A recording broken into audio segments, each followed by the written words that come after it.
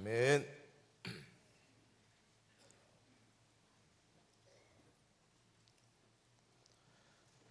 프랑스가 배출한 불세출의 영웅 보나파르트 나폴레옹의 비극은 1812년 러시아 침공의 실패로부터 시작이 되었습니다. 그해 봄에 오스트리아와 프루시아의 용병을 포함해서 45만여 명의 나폴레옹 직속 군대가 니멘강을 동항해서 물밀듯이 러시아를 공격하기 시작했습니다.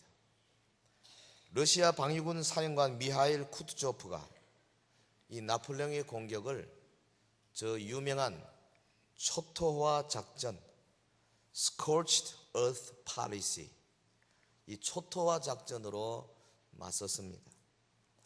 마침내 러시아의 강추위를 이겨내지 못한 나폴레옹 군대가 그해 11월 러시아에서 철수하는데, 이 와중에 베렌치나강 전투에서 참패해가지고 45만여 명의 군대를 거의 다 잃어버리고 겨우 10,000여 명만 살아 돌아왔습니다.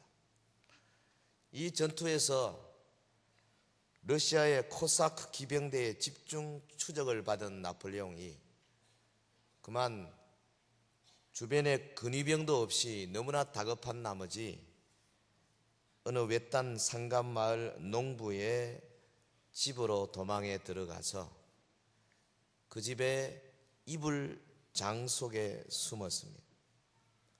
코사크 수색대가 집집마다 프랑스의 잔병들을 찾아다니면서 나폴레옹이 숨어있는 집에도 들어왔습니다. 그가 숨어있는 이불장, 긴 총대 앞에 있는 달린 칼로 푹푹 찔러보고는 돌아갔어요. 구사일생으로 살아났습니다. 집 주인이 나폴레옹에게 따뜻한 저녁을 대접하고 있는데 그때 흩어졌던 근위병들이 황제를 찾아왔습니다. 그때야 농부가 바로 이 사람이 유명한 나폴레옹 황제라는 사실을 알았어요. 황제가 농부에게 살해했습니다. 네 소원이 무엇이냐? 농부가 하는 이야기가, 폐하, 제가 다른 소원 없습니다. 시골 사는 사람이 원하는 게 있겠습니까마는 한 가지, 아까 코사크 기병대가 폐하가 숨어있던 이불장을 칼로 푹푹 쑤실 때 폐하 기분이 어땠습니까? 이 말을 듣고요, 황제 나폴레옹의 얼굴빛이 싹 변했습니다. 그리고는 하는 말이, 이런 무엄한 놈을 보았나? 저놈을 당장 내일 아침에 해 뜰 때 총살해라. 다음날 아침에 근위병들이 황제의 명령대로 이 농부를 저 눈 덮인 러시아 황량한 평원에 말뚝을 세우고 잡아매고는 이제 총살 집행을 하려고 합니다. 5명의 사수가 총을 겨눕니다. 군대 준비, 하나, 둘 하는데 저쪽에서 갑자기 멈추라 소리 지르면서 황제의 근위병이 쫓아옵니다. 황제의 명으로 오늘 총살은 취소한다. 얼마나 놀랐겠어요, 이 농부가. 그리고 이 근위병이 말뚝에 매여 창백한 농부에게 다가가서 묶은 줄을 풀어준 다음에 품 안에서 한 장의 편지를 꺼내주면서, 이것은 폐하께서 그대에게 주라고 하신 편지니 받아보시오 그랬어요. 농부가 덜덜덜덜 떨리는 손으로 그 편지를 열어보니까 다음과 같은 글이 써져 있더랍니다. 그때 내 기분이 어땠는지 이제 알겠는가? 친애하는 보나파르트 나폴레옹 그랬습니다.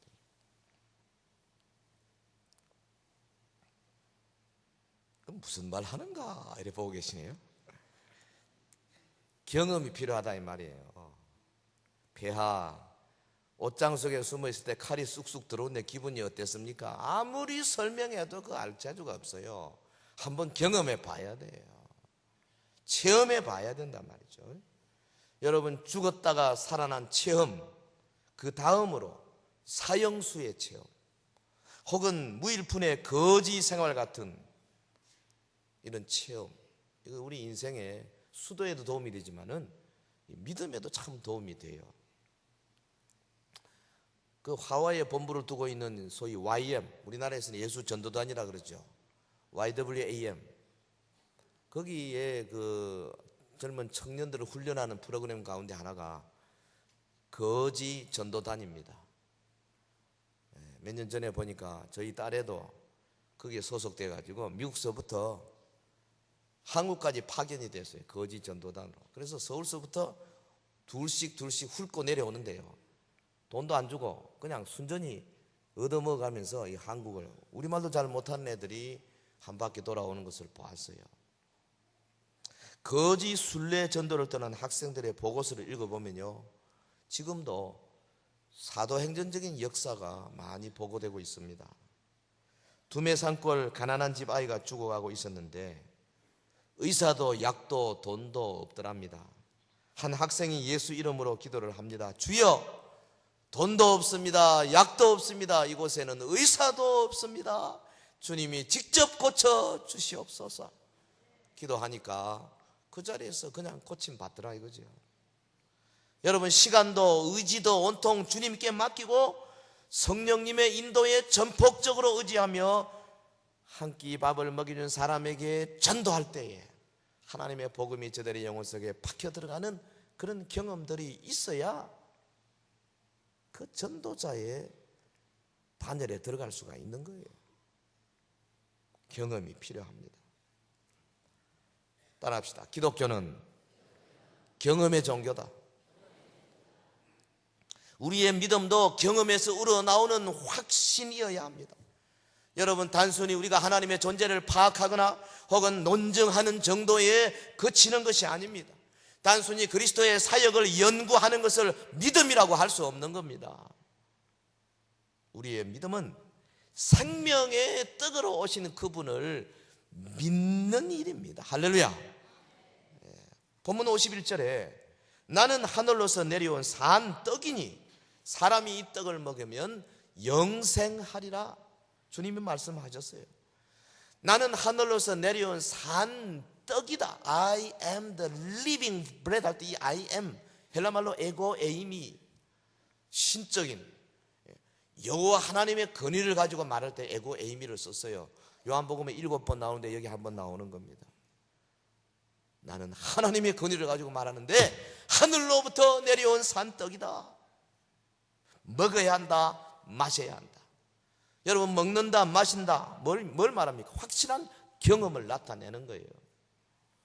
체험적인 행위를 수반하는 말입니다. 사람이 뭘 먹거나 마시면 입을 통해서 식도로 내려가지 않습니까?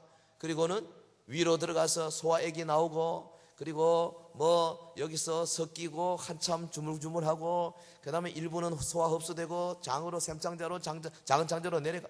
좀 흉합니다만 어찌됐든 이렇게 소화 흡수돼서 영양분이 우리 몸으로 섭취가 되고 에너지원이 되고, 그래서 활동하게 되고 하나님의 일을 감당할 수 있도록 해 주시는 것입니다.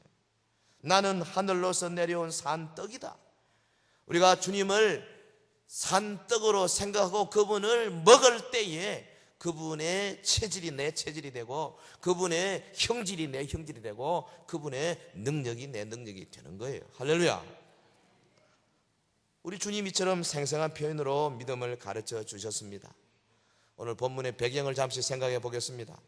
예수님께서 베세다 광야로 몰려 들어온 군중들을 불쌍히 여겨서 보리떡 혹은 물고기 두세 개 가지고 이제 오병이의 기적을 일으키지 않습니까?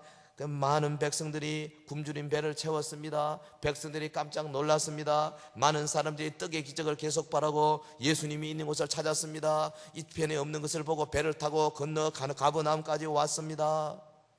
인간적으로 보면 대단히 얄밉습니다. 떡 먹으러 말이죠, 주님을 따라다니는 거. 그런데 예수님은 이들을 밉게 보시지 아니하시고 오히려 불쌍하게 여기시고 연민의 정을 가지셨어요. 오직 먹고 사는 문제에 얽매여가지고 그 이상을 바라볼 줄 모르는 이들. 그러나 우리 주님은 긍휼히 여기시고 저들에게 영원한 생명과 참 양식에 대한 가르침을 베풀기를 원하셨습니다. 오늘 본문을 보면 예수님이 저들의 속마음을 아주 날카롭게 진단하고 계십니다. 요한복음 6장 26절 이하에 보면 예수께서 대답해 가르치되 내가 진실로 진실로 너희에게 이르노니 너희가 나를 찾는 것은 표적을 본 까닭이 아니요 떡을 먹고 배부른 까닭이로다. 썩는 양식을 위하여 일하지 말고 영생하도록 있는 양식을 위하여 하라. 이 양식은 인자가 너희에게 주리니 인자는 아버지 하나님의 인치신 자니라. 무리들은 영적인 일에 대단히 무지했습니다. 어리석은 자들이었습니다. 그들에게는 이스라엘 조상들이 과거 광야 생활에서 위로부터 하나님의 그 만나를 먹었던 그 체험이 가장 큰 표적이었어요. 그런데 주님은 이 만나의 이야기로부터 놀라운 진리를 끌어내셨습니다. 오늘 이 읽어주신 이 본문이 보여주는 진리, 이 진리가 우리의 가슴을 설레게 하고 이 진리가 우리의 뜨거운 피를 솟구치게 하는 거죠. 첫째로 주님은 세상의 생명을 위해서 자기의 살과 피를 내어 주셨습니다. 할렐루야. 본문 51절에 우리 한번 같이 읽겠습니다. 51절 나는 하늘로서 내려온 산 떡이니 사람이 이 떡을 먹으면 영생하리라. 나의 줄 떡은 곧 세상의 생명을 위한 내 살이로라 하니라. 이 세상 죄로 인해 생명을 상실했지 않습니까? 본래 하나님께서 세상 만드셨을 때 에덴의 동산 창설하시고 남자와 여자를 두셨을 때 영원한 생명을 저들에게 주셨어요. 그러나 저들이 범죄했습니다. 선악을 하게 하는 나무 실과를 따먹었습니다. 하나님과 같이 되려고 했습니다. 하나님을 불신했습니다. 하나님을 이상한 존재로 생각했습니다. 사단의 꾀임에 넘어갔습니다. 죄가 들어왔습니다. 세상의 생명을 잃어버리게 되었습니다. 세상이 온통 죄악으로 가득 차게 되었습니다. 죽음의 세력만이 인류를 지배하게 되었어요. 우리 예수님 하늘로부터 생명 양식으로 이 땅에 오셨습니다. 그분이 육신을 입고 오신 것은 자신의 살과 피를 우리에게 내어주시기 위함이었습니다. 할렐루야. 그분이 누굽니까 도대체? 성경은 그분을 가리켜서 태초 이전부터 계신 분이라, 영원 전부터 영원 후까지 계시는 분으로 묘사합니다. 요한복음 1장 1절에 태초에 말씀이 계시니라. 태초라는 어느 순간에 보니까 이미 그 전부터 말씀이 계셔온 겁니다. 태초에 보니 이미 말씀이 계시더라. 그러니까 말씀은 태초 이전에 있었다 이거죠. 그 말씀이 하나님과 함께 계셨으니 이 말씀은 곧 하나님이시니라. 그가 태초에 하나님과 함께 계셨고 만물이 그로 말미암아 지은 바 되었으니 지은 것이 하나도 그가 없이는 된 것이 없느니라. 그분은 우주를 창조하신 분이시고 우주를 섭리하시는 분이신데 바로 그 말씀이신 그분이 육신을 입고 이 땅에 오신 것입니다. 영원 전부터 계신 그분, 우주를 창조하시고 우주를 섭리하시고 우주를 통치하시고 우주의 마지막을 심판하실 바로 그분께서 세상을 다스리는 율법을 제정하셨습니다. 그 율법을 지키지 않은 모든 자들이 다 멸망할 수밖에 없었습니다. 그가 오히려 육신을 입고 율법 아래로 내려오셨습니다. 그가 율법을 제정하신 분이지만은 율법 조항 하나하나를 지켜야만 했습니다. 그가 만약에 율법 한 조항이라도 어기면 그도 죽어야만 할 존재로 스스로 자기를 낮추고 겸손하게 오셨어요. 그가 이 땅에 오셔서 율법을 지키시며 부모를 공경하며 하나님께 영광을 돌리면서 33년의 반의 삶을 살면서 죄 없는 아름다운 모습을 우리 앞에 보여주셨습니다. 온갖 고난과 고통이 그를 따라왔습니다. 수많은 이제 사람들이 그를 향하여 조롱하며 그를 향하여 모욕하며 그에게 여러 가지 어려운 문제들을 걸고 왔습니다. 말씀이신 그분이 육신을 입고 우리에게 오셔서 율법의 모든 요구를 겸손히 지키시며 아버지의 뜻을 이루시기 위하여 모든 고난을 달게 받으셨습니다. 우리 주님은 우리를 위하여 살을 찢기시고 피를 흘리시기 위하여 인간이 되신 겁니다. 그가 육체가으로 거한 것은 다른 일이 아니라 바로 마귀의 세력을 멸하기 위함이라 그랬습니다.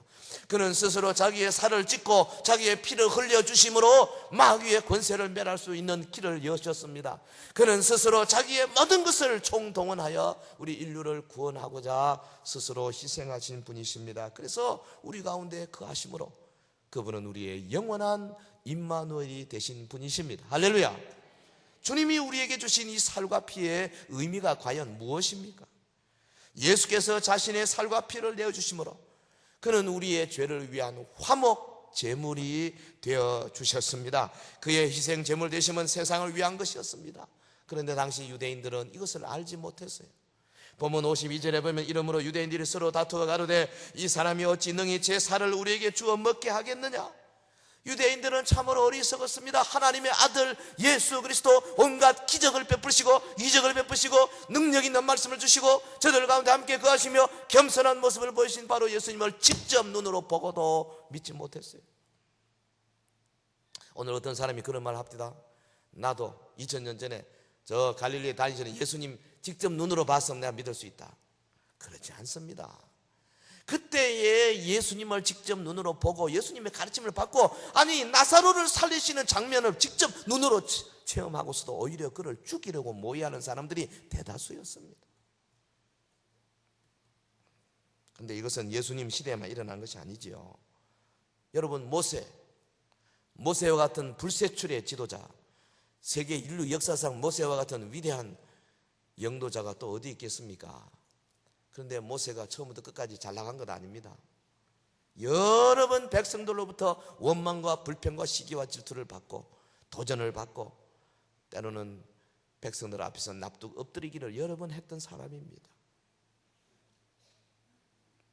엘리야 시대는 또 어떠했습니까? 당시대 사람들은 자기 시대의 위인을 몰라보았습니다. 아니 알아주기는커녕 엘리야를 죽이는 데 혈안이 되었습니다. 이 시대도 마찬가지예요. 지도자들이 순환받는 시대입니다. 여러분 함부로 입을 열어서 하나님이 세우신 지도자들을 향해서 손가락질하는 거 아닙니다. 시대마다 많은 위대한 주의 종들이 하나님의 일을 감당하고 또 하나님의 영광을 드러냈지만은 사람들이 어리석고 사람들이 강팍해서 얼마나 많은 경우에 자기의 잣대로 함부로 판단한 적이 많았는지 몰라요. 그런데 놀라운 것은 우리 주님은 이런 사람들을 위해서 자신의 살과 피를 내어주셨어요. 주님의 희생으로 오늘 우리에게 엄청난 축복이 주어졌습니다. 어떤 축복입니까? 죄 용서함을 받았습니다. 하나님의 양자로 입적되었습니다. 은혜의 보좌에 나갈 수 있는 특권을 부여받았습니다. 하나님과의 바른 관계를 이루게 되었습니다. 주님과 평화를 누리게 되었습니다. 우리는 하나님의 모든 언약의 축복에 참여하게 되었습니다. 할렐루야. 이거 설명하자면 끝이 없어요. 주님의 살과 피는 우리 영혼의 참 양식입니다. 그러므로 우리는 이것을 먹어야 합니다. 먹어야 돼요. 우리의 영혼은 참 양식을 먹음으로 영생을 누리게 되는 겁니다. 우리의 모두 참된 양식, 참된 음료를 먹고 마시는 복된 자가 되기를 예수 이름으로 축원합니다. 오늘 본문이 우리에게 강렬하게 주는 또 하나의 진리가 무엇입니까? 주님의 살과 피를 먹고 마시는 것은 오직 믿음으로만, by faith only, 오직 믿음으로만 가능하다는 거죠.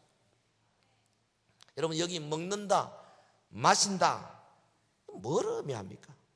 내 살을 받아 먹어라, 내 피를 받아 마셔라. 그래 안 하면 나와 상관이 없느니라. 무슨 말입니까 도대체? 이것은 쉽게 말하면 먹는다 마신다, 먹고 마시는 그것을 온전히 받아들여서 내 자신의 일부로 삼는다는 겁니다. 먹는다 마신다, 신학적인 용어로 말하면 그리스도와의 연합, 그리스도를 자신의 생명의 주로 영접한다는 의미입니다.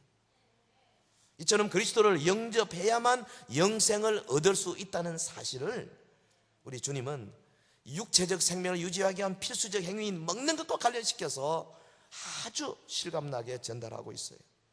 이와 더불어 그리스도와의 연합을 먹고 마시는 것으로 설명하는 것은 사실은 여기 성만찬의 의미가 함축되어 있어요.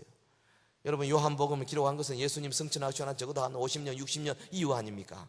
그때는 이미 초대교회가 설립이 되고 교회들마다 모일 때마다 주일마다 저들은 성만찬 예식을 행했었어요.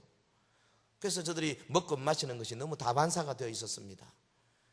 이 구절에 대해서 저들은 또 따로 설명할 필요 없을 만큼 잘 알고 있는 구절입니다. 성도들이 모일 때마다 떡을 떼며 잔을 취함으로써 그리스도의 죽으심을 기념하며 동시에 자신과 그리스도의 연합을 확인하였던 겁니다.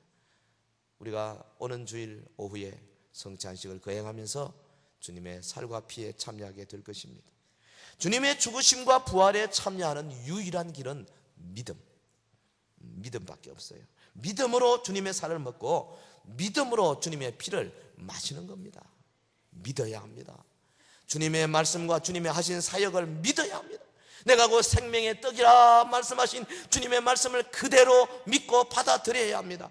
나는 하늘로부터 내려온 산떡이다. 주님의 말씀을 그대로 믿고 받아들여야 합니다. 주님께서는 우리를 위하여 자신의 살을 내어주신 분이라는 사실을 믿고 받아들여야 합니다. 중요한 것은 믿음입니다. 믿의 떡을 먹듯이 믿어야 돼요. 잔을 마시듯이 믿어야 합니다. 믿음만이 우리를 그리스도와 연합시킬 수 있는 겁니다. 여러분, 광야의 이스라엘 백성은 하늘로부터 내리는 만나를 먹고 반석에서 터져 나오는 물을 마셨습니다. 오늘 이 시대 그리스도인들은 그리스도의 죽으심과 부활을 믿음으로 이에 동참하게 되는 것입니다. 본문 53절을 봅시다. 예수께서 이르시되 내가 진실로 진실로 너희에게 이르노니 인자의 살을 먹지 아니하고 인자의 피를 마시지 아니하면 너희 속에 생명이 없느니라.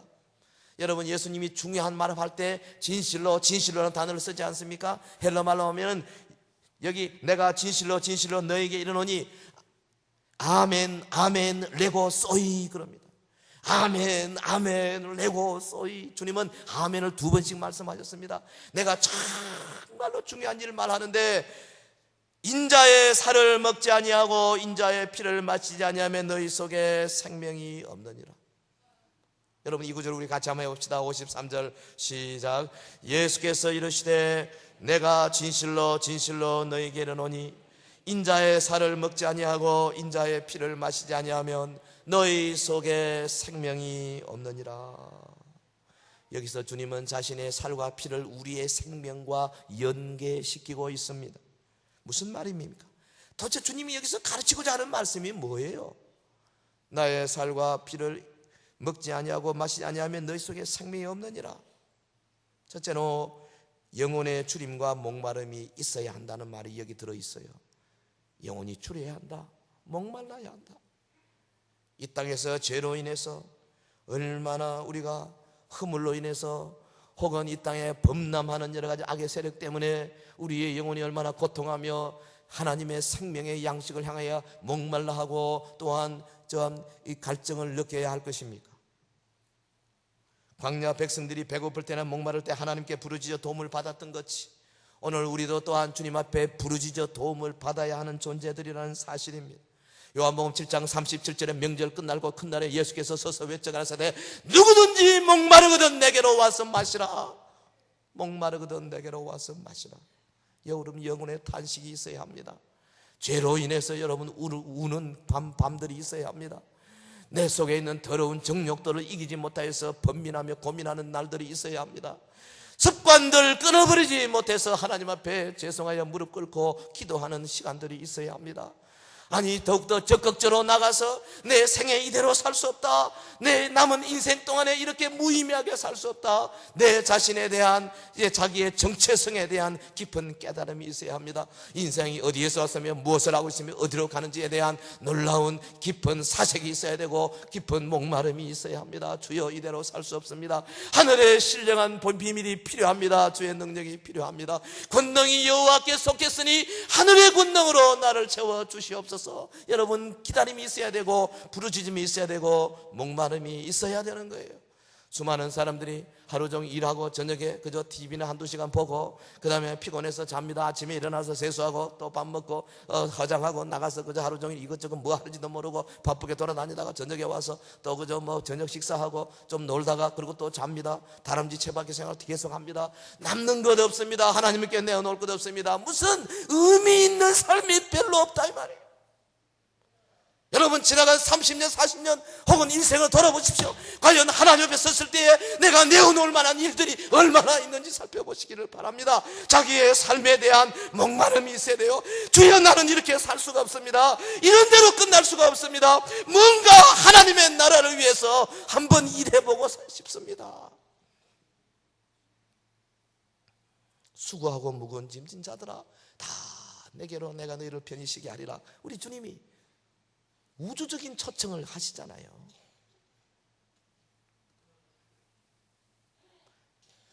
인자의 살을 먹지 아니하고 인자의 피를 마시지 아니하면 너희 속에 생명이 없느니라. 무슨 말입니까? 그리스도에 대하여 배우는 정도가 아니라 그리스도 그분을 실제로 나의 개인의 구주요 주님으로 인정하고 영접하고 고백하라는 겁니다. 배운 진리를 우리의 삶에 적용시켜야 됩니다. 아니, 떡이 있고 마실 잔이 있는데 보고만 있으면 뭔 소용이 있어요? 연구만 하면 뭐 있어요? 떡의 구성 요인은 뭐 탄소 몇 프로, 수소 몇 프로, 산소 몇 프로 알면 뭐해요 그거? 이 물은 말이죠 어디서 길러온 물인데 이 물 속에는 무슨 요소가 있고 무슨 뭐 효소가 들어있고 알면 뭐해요? 마셔야지. 마셔야 돼요. 마셔야 돼요. 우리의 신앙은요 마시는 신앙이고 먹는 신앙이에요. 체험하는 신앙이라 이 말이에요. 여기 본문에 먹고 마신다는 동사는 모두 현재 시제로 되어 있어요. 동작의 계속을 가리키는 겁니다. 한번 먹고 마시고 끝나는 게 아닙니다. 3년 전에 큰 은혜 받았다 그걸로 버티는 게 아니에요. 매일 계속해서 먹고 마시는 겁니다. 하나님의 말씀을 통해서 주님의 살과 피를 계속 섭취해야 합니다. 우리 그 먹는 기쁨과 마시는 즐거움 안에서 계속 나가야 돼요. 그러할 때에 그리스도의 부요하심이 오늘 나의 부요함으로 변모되어질 줄로 믿습니다. 승리의 생활의 원동력이 바로 이겁니다. 그분의 부요하심, 그분의 그 위대하심, 그분의 능력 많으심이 나의 것이 되어가는, 그래서 우리가 이 땅에서 영적인 싸움에서 이길 수 있는 거죠. 힘이 넘치게 되는 거죠. 많은 재산을 소유한 어떤 사람이 있었습니다. 근데 물질적으로 아주 풍요했습니다. 생활에 그런데 기쁨이 별로 없었어요. 즐거움도 별로 없었어요. 하고 싶은 거, 사고 싶은 거, 갖고 싶은 거 다 할 수 있었지만은 마음이 별로 기쁘지 못했어요. 그러던 어느 날 우연히 자기 옆집을 보니까 그 옆집 사람들 허름하고 윤택하지 못한 생활을 하는 사람들이었는데 그 집 사람들은 언제나 화기애애하고 웃음이 떠날 줄 모르고 노래가 떠나지 않는 그 모습을 문득 발견을 하고 의문이 생겼어요. 하루는 그 집사람에게 물었습니다. 여보세요, 내가 보기엔 당신은 뭐 별로 자랑할 것도 없는 사람 같은데, 별로 가진 것도 없는 것 같은데 어째 그렇게 즐겁게 살고 계십니까? 그 옆집 사람이 그러더랍니다. 자랑할 것이 없다니요? 모르긴 해도 내 당신보다 자랑할 것이 더 많습니다. 의아해진 부잣집 사람이 다시 물었습니다. 도대체 어떤 재산을 소유하고 있길래 그렇습니까? 그 가난한 집 사람이 다음과 같이 대답하더랍니다. 첫째, 나에게는 영생이 있습니다. 요한복음 3장 16절. 둘째, 나에게는 크고 아름다운 집이 천국에 있습니다. 요한복음 14장 2절. 뭐 좀 아멘 좀 합시다. 셋째, 내게는 다른 사람들은 감히 생각조차 할 수 없는 평화를 소유하고 있습니다. 빌립보서 4장 7절.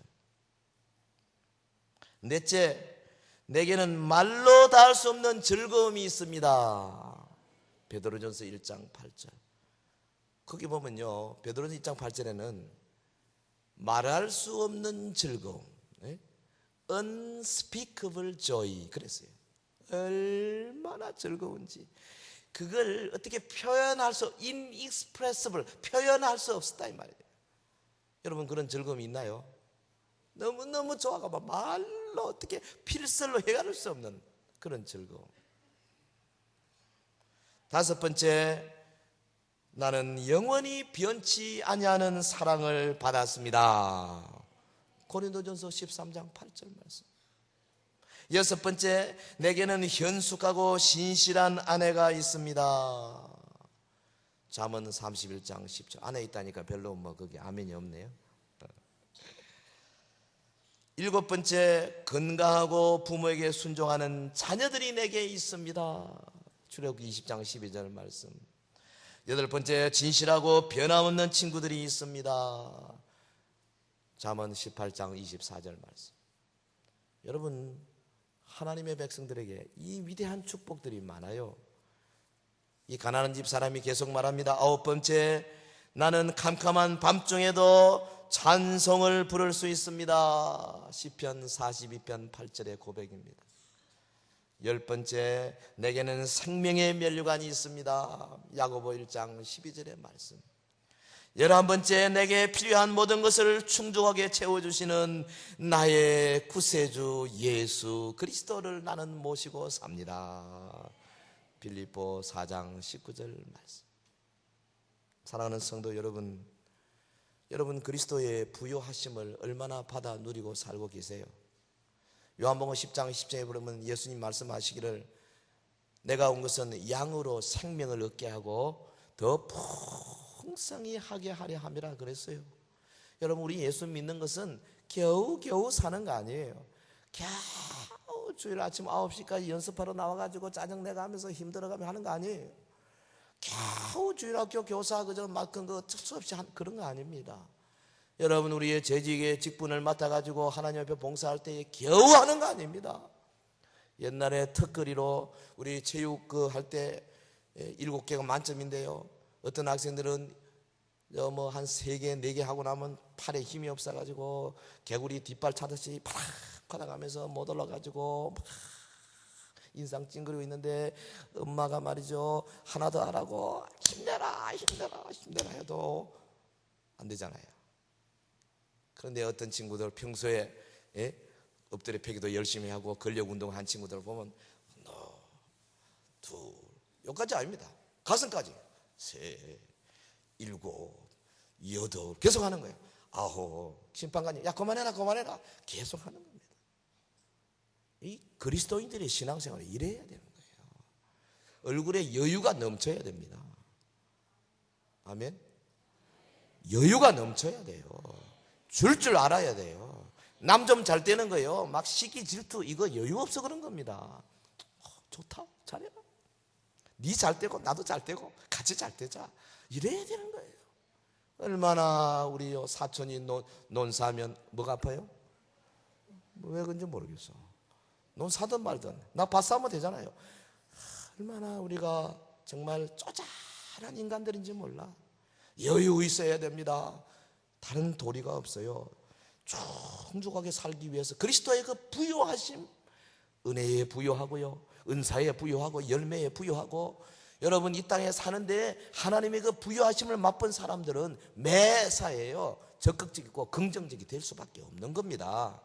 사랑하는 성도 여러분, 이것은 다른 도리가 없어요. 오직 주님의 살과 피에 동참하는 자에게만 주시는 하나님의 약속입니다.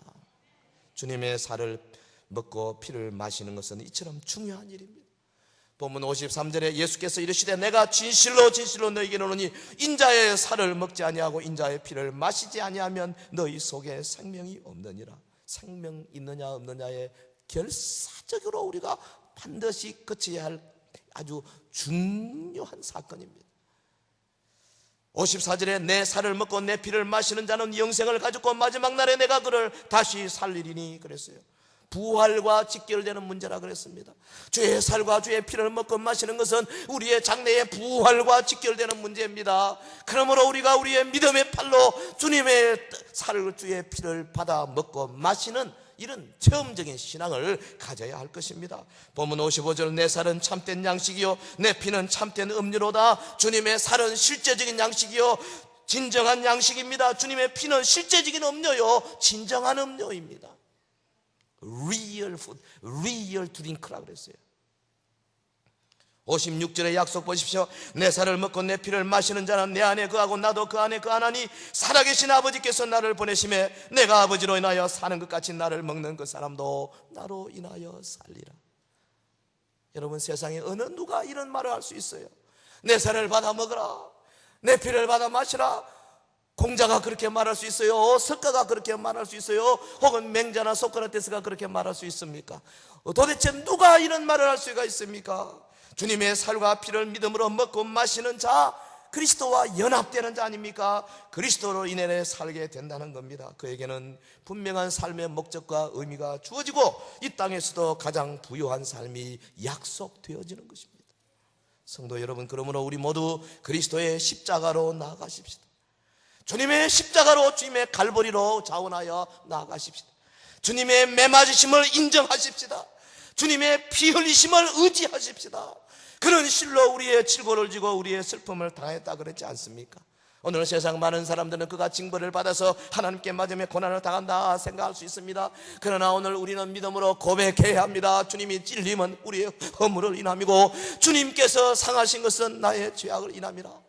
주께서 징계를 받음으로 내가 평안을 누리고 주께서 채찍에 맞음으로 내가 나음을 입었도다.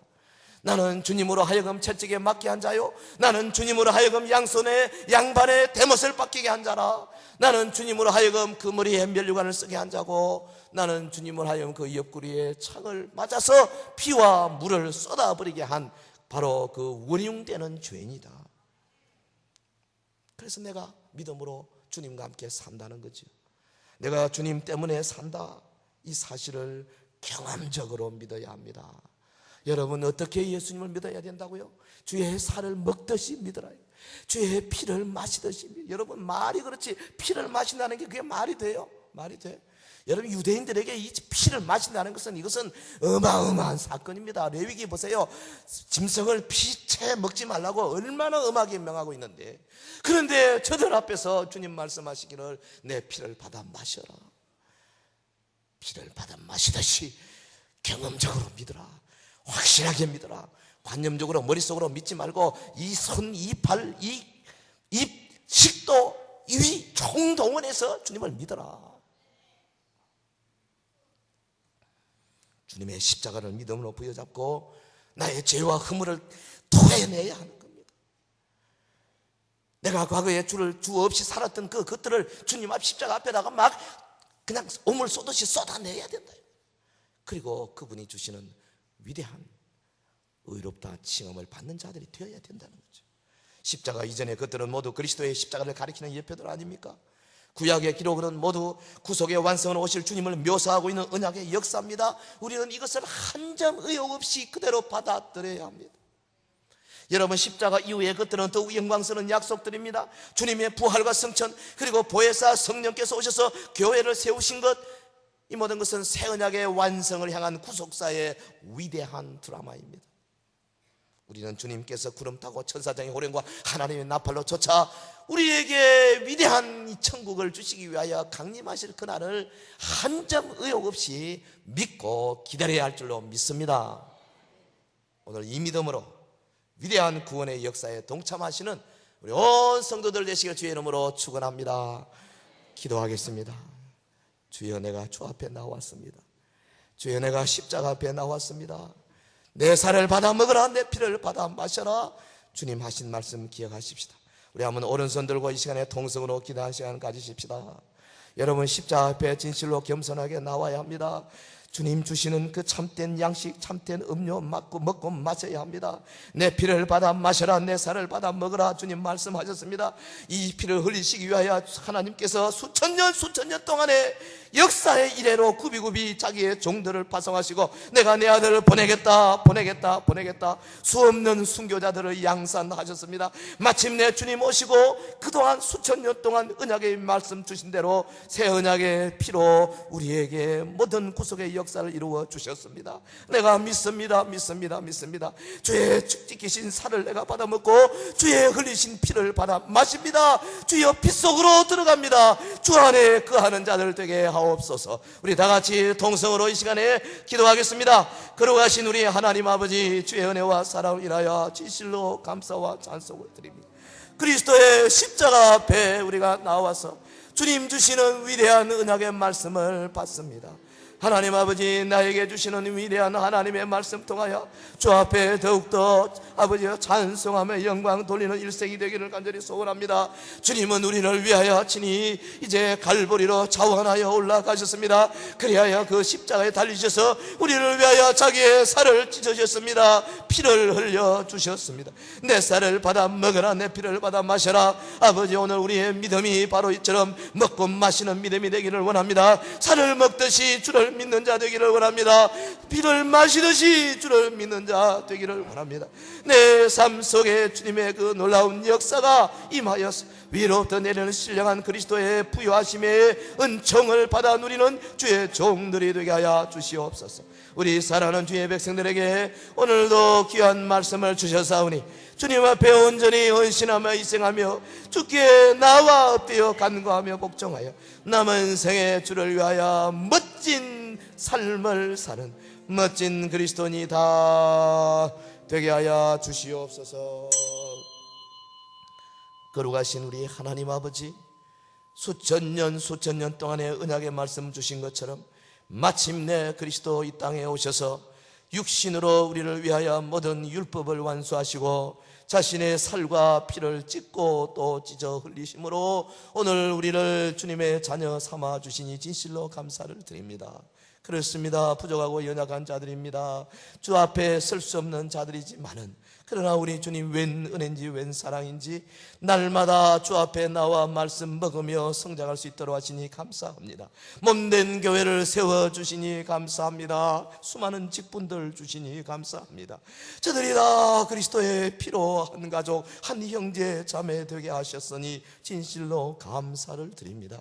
저들 가운데 주의 영으로 충만하셔서 성령이여 이 가운데 함께 임하여서 우리 모든 주의 백성들이 자신들의 생명을 주 앞에 드리는 아름다운 헌신의 고백이 이 사순절 특별히 아버지여 고난주간과 또한 부활의 그 영광스러운 날을 거쳐가는 살아가는 서인의 모든 성도들 위해 임하게 하여 주시옵소서.